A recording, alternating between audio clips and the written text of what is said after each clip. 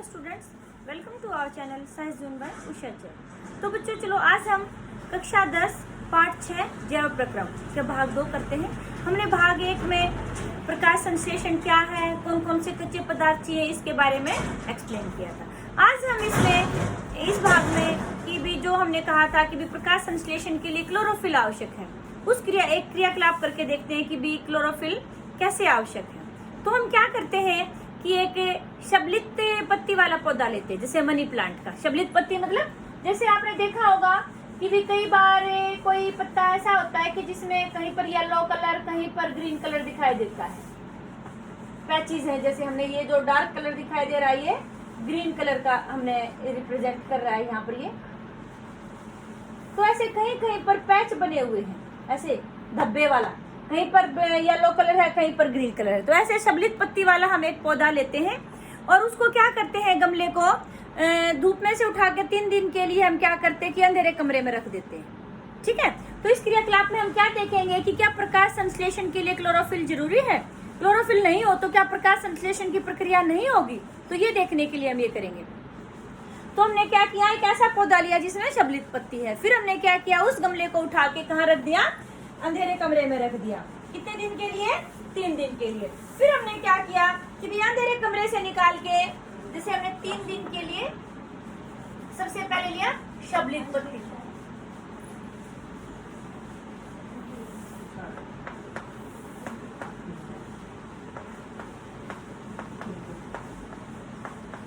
वाला पौधा। ठीक है, उसको हमने कहाँ रखा, 3 दिन के लिए। कहाँ रखा, अंधेरे में। फिर हमने क्या किया, उसको 6 घंटे के लिए धूप में रखा। ठीक है बेटे, फिर उसकी पत्ती को तोड़ के, पत्ती को हमने क्या किया, उबलते हुए पानी में डाला। उससे पहले क्या करेंगे, 6 घंटे धूप में रखने के बाद पत्ती को ट्रेस करेंगे।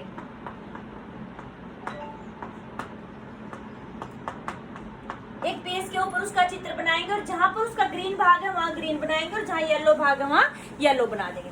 फिर उसके बाद हम क्या करेंगे कि भाई उस पत्ती को जो हमने ट्रेस की थी, उसी पत्ती को क्या करेंगे, उबलते हुए पानी में डालेंगे।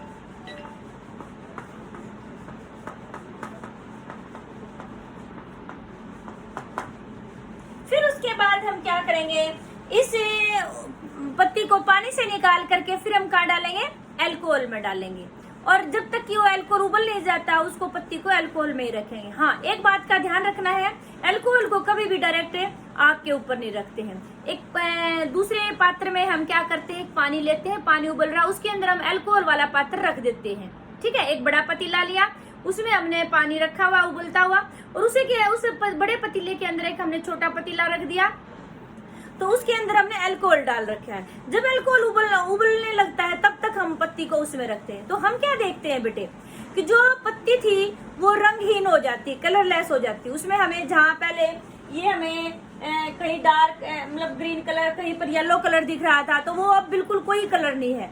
सारा जो अल्कोहल था हमारा पहले कोई रंगहीन था, वो मतलब कोई रंग नहीं था, तो वो हरे रंग का हो जाता है और हमारी पत्ती बगैर रंग की यानी कि रंगहीन हो जाती, कलरलेस हो जाती है। फिर हम उस पत्ती को निकाल लेते हैं। उसके बाद हम क्या करते हैं, उस पत्ती के ऊपर आयोडीन डालते हैं, आयोडीन की कुछ बूंदे डालते हैं। और फिर हम क्या देखते हैं कि भी कहीं पर तो डार्क ब्लू कलर आया और कहीं पर नहीं आया। फिर जो डार्क ब्लू कलर है, हमने जो ट्रेस बनाई थी पत्ते की, उससे तुलना करके देखते हैं। तो क्या देखते हैं, वो डार्क ब्लू कलर कहाँ आया, जहां पर ये ग्रीन कलर था बेटे वहां पर ही डार्क ब्लू कलर आया, बाकी जहां पर येलो कलर था वहां पर डार्क ब्लू कलर नहीं आया।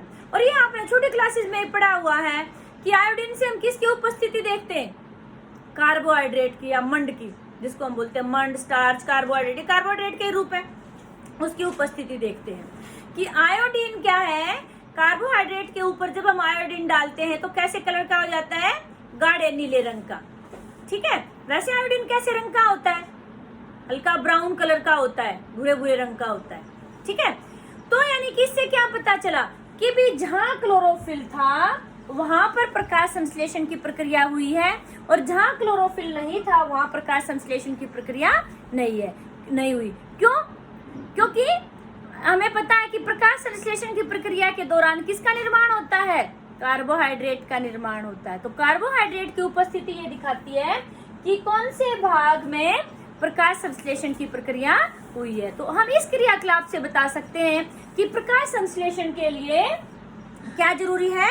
क्लोरोफिल की उपस्थिति जरूरी है। तो हमने क्या क्या स्टेप लिए थे?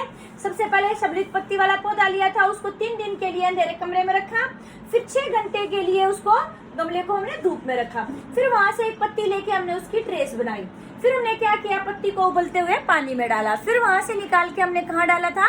अल्कोहल में। अल्कोहल में डालने से क्या हो गया था? पूरी पत्ती का कलर चला गया था। हमारी पत्ती कैसी हो गई थी? कलरलेस, यानी कि रंगहीन हो गई थी। फिर उस पत्ती को निकाल के हमने क्या डाला? उसके ऊपर आयोडीन की बूंदे डाली। तो फिर हमने क्या देखा था कि भी कहीं कहीं पर गाढ़ा नीला रंग आ गया था। तो फिर हमने उसकी अपनी जो ट्रेस बना रखी थी पेपर के ऊपर, उससे तुलना करके देखा तो गाढ़ा नीला रंग कहाँ आया था? जहां पर वो हरा रंग था। तो इससे हमारा क्या सिद्ध हो गया कि भी प्रकाश संश्लेषण के लिए किसका होना अनिवार्य है? क्लोरोफिल की उपस्थिति होना जरूरी है। तो चलो हम एक और इसके लिए प्रयोग करके देखते हैं कि भी हम कहते हैं कि प्रकाश संश्लेषण के लिए पौधे कौन सी गैस का प्रयोग करते हैं? CO2 गैस का। कौन सी गैस का? CO2 गैस का। ठीक है। तो इसमें फिर हम क्या करते हैं? हमने इसमें सबलित पत्ती की जरूरत नहीं है, हमने 2 गमले ले लिए। ठीक है, 2 गमले में पौधे हैं, एक जैसे पौधे हमने ले लिए और उनको हमने क्या किया कि भी शीशे के जार के अंदर रख दिया।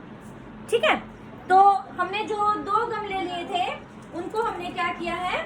शीशे के जार में ले लिया और उनको हमने 3 दिन के लिए, पहले जो 2 गमले लिए 3 दिन के लिए वही प्रोसीजर अपनाई, 2 पौधे ले लिए 2 गमलों में, उनको हमने 3 दिन के लिए कहाँ रखा?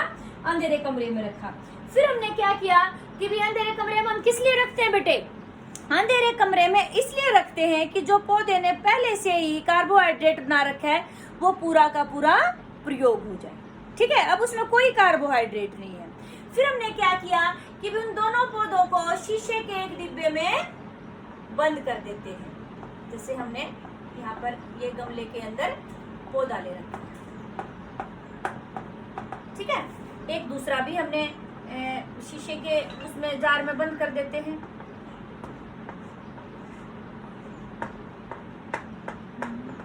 ठीक है, तो फिर हम क्या देखते हैं कि एक जो गमला है हमारा उसमें हम एक कांच की कटोरी के अंदर क्या डाल देते हैं?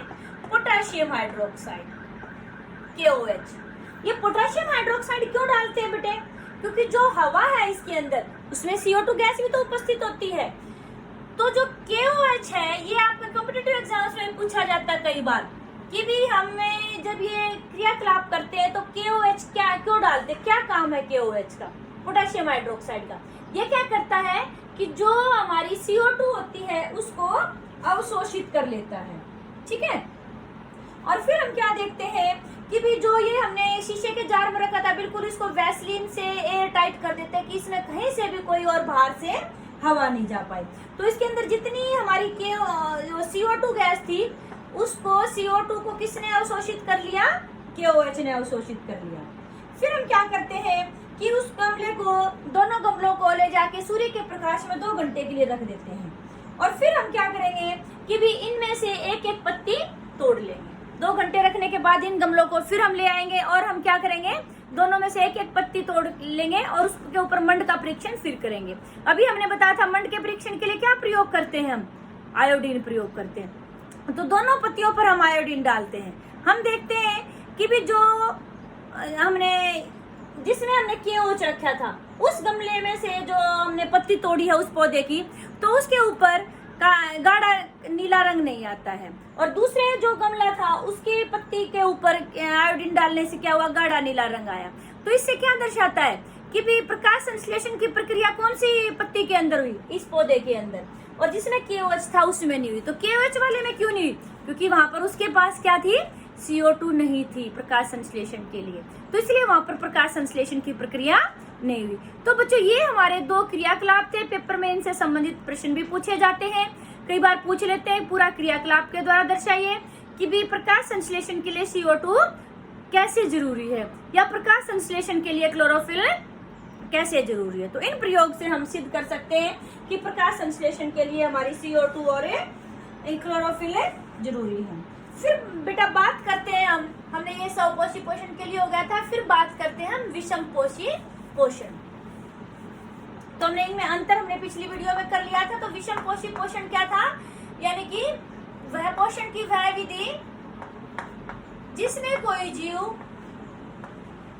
अपने भोजन के लिए दूसरे जीवों पर निर्भर करता है, यानी कि कार्बनिक पदार्थों से अपना भोजन बनाता है, तो उसको विषम पोषी पोषण कहते हैं।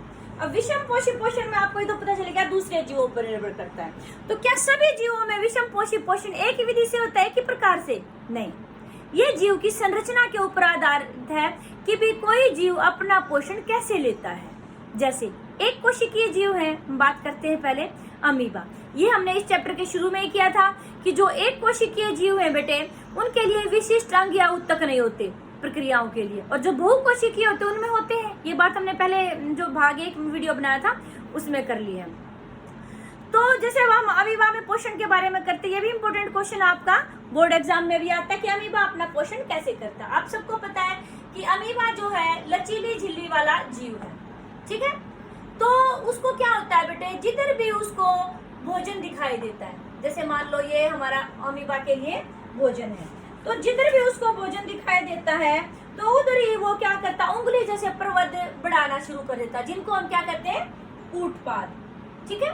तो ये हमारा क्या है, खाद्य कण, यानी कि भोजन, और ये हमारा क्या है, अमीबा है, ठीक है। इसको उधर दिखाई दिया भोजन तो उधर ही इसका शरीर का उंगली जैसे ऐसे आकार बढ़ाना शुरू कर देता, उनको क्या बोलते हैं, कूटपाद बोलते हैं। तो क्या करेगा ये अमीबा कि भी उधर अपने शरीर को बढ़ाना शुरू कर देता है। तो जैसे अब ये भोजन जो था हमारा ऐसे बिल्कुल नजदीक आ गया इसके, तो इनको क्या बोलते हैं, कूटपाद। और फिर क्या करता है, धीरे धीरे वो जो खाद्य कण थे हमारे उनको पूरा अपने अंदर घेर लेता है, अपने अंदर ग्रहण कर लेता है, वहां से उसकी झिल्ली फट जाती है और पूरा का पूरा ग्रहण कर लेता है। और वो अंदर आता है तब वो क्या बन जाता है, खाद्य रिक्तिका।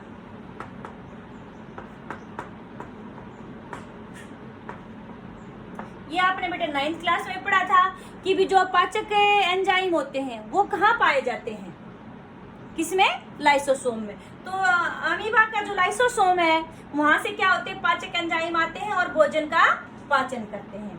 और फिर क्या होता है कि भी जो अपशिष्ट पदार्थ बच जाता है वो दोबारा से फिर भित्ति के नजदीक आता है और वहां से भित्ति थोड़ा सा फट जाती है और अपशिष्ट पदार्थ बाहर फेंक दिया जाता है और दोबारा से फिर भित्ति बंद हो जाती है। इस तरह से अमीबा के अंदर पोषण के विभिन्न चरण होते हैं। समझ में आई बात कि जिधर खाना दिखाई दिया उधर उंगली जैसे शाखित पर्वत बढ़ जाते हैं और धीरे धीरे खाने को पूरा घेर लेते हैं और खाद्य रिक्तिका के रूप में ग्रहण कर लेते हैं। फिर जो पाचक एंजाइम होते हैं वो क्या करते हैं, जटिल भोजन को सरल पदार्थों में तोड़ देते हैं, यानी कि भोजन का पाचन करते हैं। और फिर अमीबा उससे जो ऊर्जा निकलती है उसका अपनी गतिविधियों के लिए प्रयोग करता है और जो अपशिष्ट पदार्थ बचता है वो भित्ति के नजदीक आ जाता है और भित्ति थोड़ी सी खुल जाती है और वहां से बाहर फेंक देते हैं और दोबारा से फिर भित्ति बंद हो जाती है। तो इस तरह से अमीबा के अंदर पोषण होता है। इस तरह ही बेटे अमीबा की तरह से पैरामीशियम नाम भी सुना होगा आपने। पैरामीशियम भी क्या है, एक कोशिकीय जीव है, उसका आकार निश्चित होता है। अमीबा का आकार तो निश्चित नहीं होता है, जो पैरामीशियम होता है बेटे उसका आकार इस तरह से होता है थोड़ा थोड़ा, तो उसका आकार निश्चित होता है। वो भोजन कैसे करता है, विशिष्ट तंत्र, उसके अंदर क्या होता है कि ऐसे ये बाल जैसी संरचनाएं होती है, वो पानी के अंदर पाया जाता है, तो पानी के उसके साथ ही इसके अंदर आ जाता है और पाचन ये अपना ग्रहण करता है, मतलब पोषण ग्रहण करता है। और जो पूरी जो कोशिका, ये भी एक कोशिका, जो पूरी कोशिका की सतह पर ऐसे बाल जैसी संरचनाएं होती है, इसकी सहायता से भोजन ग्रहण करता है। समझ में आया आपको कि भी विभिन्न जीवों में अलग अलग। अब फिर बात आती है कि भी जो बहुकोशिकीय जीव है तो उनमें भी जो पोषण है वो अलग अलग प्रकार से होता है। ये आपने पहले पढ़ा हुआ है, कुछ शाकाहारी होते हैं, कुछ मांसाहारी होते हैं, कुछ सर्वाहारी होते हैं। फिर सबसे पहले एक बात आती है बेटे, जो पोषण की प्रक्रिया है ये कितने चरणों में संपन्न होती है, कैसे होती है पोषण की प्रक्रिया। सबसे पहले जो स्टेप आता है वो होता है अंतर्ग्रहण, यानी कि पहले हम भोजन को, कोई भी जीव है पहले क्या करेगा, भोजन को ग्रहण करेगा। वो डिपेंड करता है, जैसे हम मनुष्य है हम हाथ के द्वारा ग्रहण करते हैं, जैसे गाय भैंसे हैं वो अपना डायरेक्ट मुंह से अपना भोजन ग्रहण करती हैं, ठीक है ना। तो यानी कि सबसे पोषण के चरण, पोषण की जो विधि है कितने चरणों में होती है। नंबर 1 है अंतर्ग्रहण, अंतःग्रहण भी बोल देते हैं, जिसको इंग्लिश में इंजेशन बोलते हैं। यानी कि अंतःग्रहण क्या होगा, भोजन को ग्रहण करना, ठीक है, या अंतःग्रहण ना कह के आप अंतर्ग्रहण भी कह सकते हैं, ठीक है। सेकंड स्टेप है, भोजन हमने ग्रहण तो कर लिया बेटे, अंतर्ग्रहण में आप क्या कहेंगे कि किसी जीव द्वारा भोजन को शरीर के अंदर ग्रहण करने की प्रक्रिया अंतर्ग्रहण कहलाती है। फिर उसके बाद हमारा दूसरा स्टेप आता है पाचन। पाचन क्या होता है कि जो हमने भोजन ग्रहण किया है वो जटिल भोजन था, उसको सरल पदार्थों में तोड़ना, यानी कि जटिल भोजन का सरल पदार्थों में तोड़ने की प्रक्रिया क्या कहलाती है, पाचन। फिर हमारा आता है तीसरा स्टेप है अवशोषण।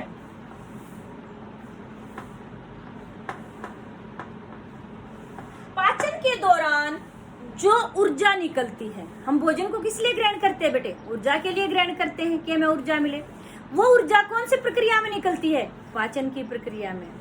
फिर जो ऊर्जा निकलती है उसको क्या करता है, जीव की जो विभिन्न कोशिकाएं वो ग्रहण कर लेती हैं, ठीक है, अवशोषित करती है। तो ये क्या कहलाता है, अवशोषण। फिर हमारा नेक्स्ट स्टेप आता है अवशोषण के बाद स्वांगीकरण। स्वांगीकरण में क्या होता है बेटे, जो हमने ऊर्जा ग्रहण की है उसका किस लिए ऊर्जा ग्रहण की है, शरीर की विभिन्न गतिविधियों के लिए प्रयोग करता है, जैसे वृद्धि के लिए और सारी जो गतिविधियां होती है हमारे शरीर में उनके लिए प्रयोग करता है। और लास्ट और फिफ्थ स्टेप है बहिक्षेपण।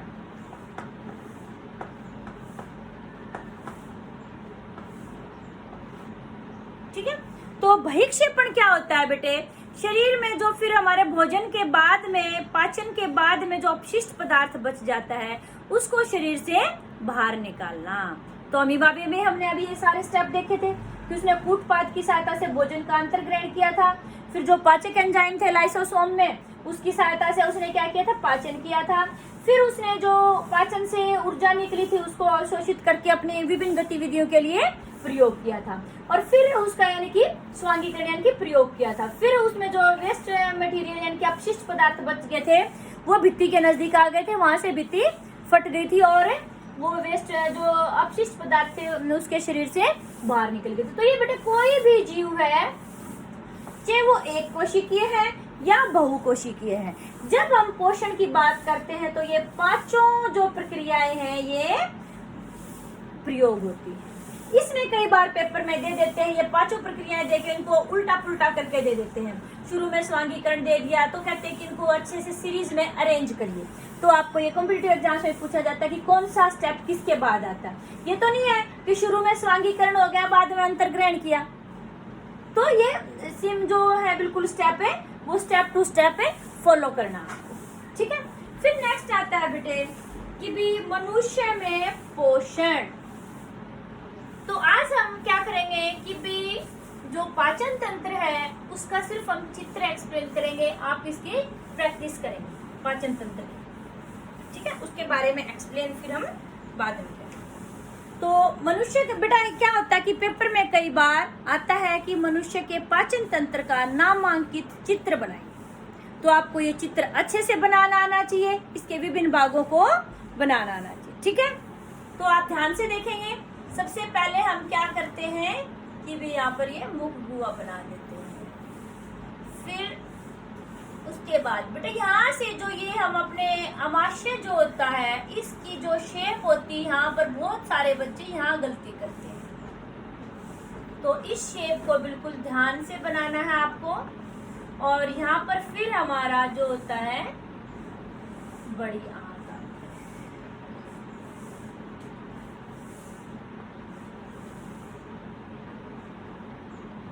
मुश्किल नहीं है ये चित्र, बिल्कुल ध्यान से आप बनाएंगे तो बिल्कुल इजी है ये डायग्राम।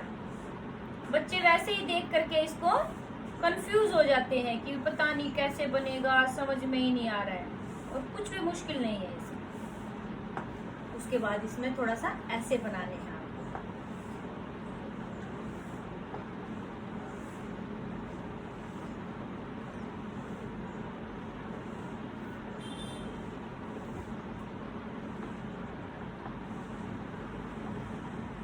जो ये अग्नाशय है आप ये यहाँ तक ही बनाएंगे जितना हमारा ये अमाशय है, तो इससे ऊपर नहीं बनाएंगे। यहाँ पर है फिर हमें ये कृत बनाएंगे, ये उसका पित्ताशय है। ठीक है, तो ये हमारे पाचन तंत्र बन गया है। इसके अभी हम लेबलिंग करेंगे, यानी कि नामांकन करेंगे इसका। तो इसमें क्या क्या आता है बेटे? मुखगुआ,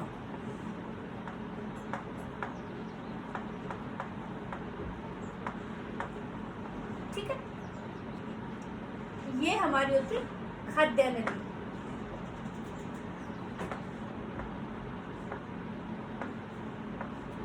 ये हमारा होता है अमाशय,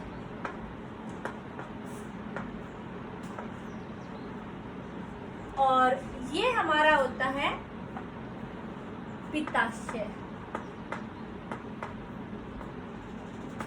और ये हमारा होता है यकृत, और ये क्या है? अग्नाशय। ये हमारी होती है बड़ी आंत,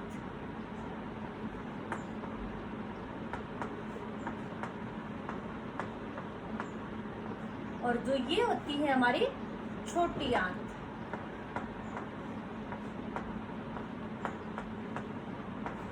ठीक है बेटे, और जो ये होता है हमारा, इसको बोलते हैं प्रीशेषिका, जिसको अपेंडिक्स कहते हैं। वैसे आपको अपेंडिक्स वर्ड ज्यादा सुना होगा, ये प्रीशेषिका शब्द आपने नहीं सुना होगा।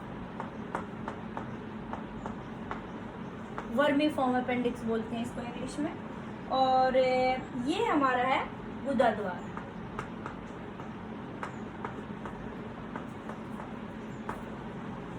और इसको जो हमारी ये होती है बड़ी आंत बेटे, उसको क्या बोलते हैं? दूसरा नाम है बृहदांत्र।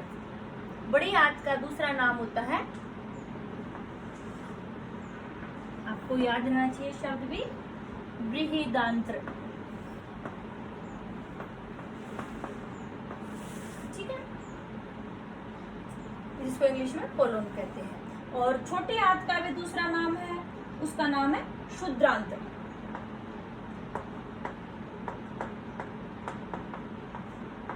ये छोटी आंत का दूसरा, तो आपने ये शब्द आएंगे बार बार, क्षुद्रांत्र।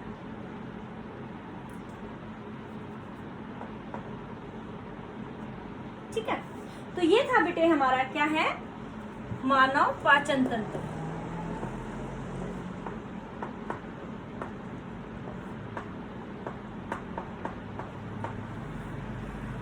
ये बहुत ही इंपॉर्टेंट है बेटे, सभी बच्चे इसको अपनी कॉपी में बनाकर देखेंगे, बार बार इसकी प्रैक्टिस करेंगे, इसके अच्छे से नाम भी आपको आनी चाहिए। ठीक है, समझ में आई बात?